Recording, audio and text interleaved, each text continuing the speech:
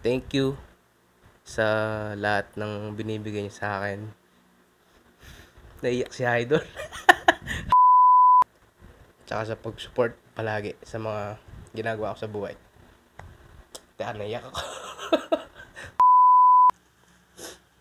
Naiyak si Idol. Kalo muna direct. Hey, take number.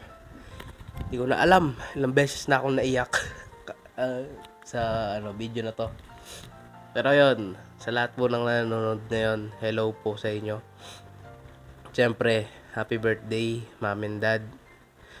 Wish ko lang sa inyo is good health and mahaba pang buhay, siyempre. Para makapag-travel pa tayo sa iba't ibang mga lugar. And dito man sa Pilipinas or abroad, yun naman talaga yung mga yung pangarap nyo ngayon is makapunta sa mga iba't ibang lugar and ma-experience yung iba't ibang cultures from other countries and other places. Tapos ano pa ba, sana marami pang pera yung dumating. Sana marami pang pera dumating.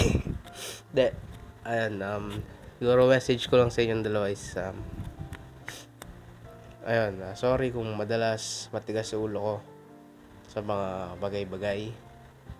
Pero ayun, thank you pa rin kasi kahit papaano na bibigay niyo pa rin yung mga kailangan ko and yung mga gusto ko. And thank you pa rin sa pagsusuporta sa akin sa mga bagay na gusto kong ginagawa. Yun, soon makakabawi din ako sa inyo. Siyempre pagka-graduate. And yun, promise ka-graduate na ako ngayon dito sa course ko na to. Ayun, thank you din kasi pinayagan nyo ako mag-ship dito sa course na to. Kahit alam kong nung una parang medyo alanganin kayo. Pero ayun, thank you. Thank you sa lahat. And hindi ko man madalas sabihin pero I love you sa inyong dalawa. And sana kahit papano na papa-feel ko sa inyo yon kahit hindi ko madalas sabihin. Yan. Pa ba? Pinipigilan ko maiyak. Nag-video na ako ngayon kasi para di na ako mag-message sa mismong araw.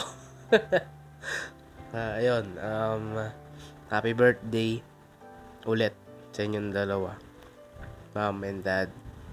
Yun, I love you both. And yun lang.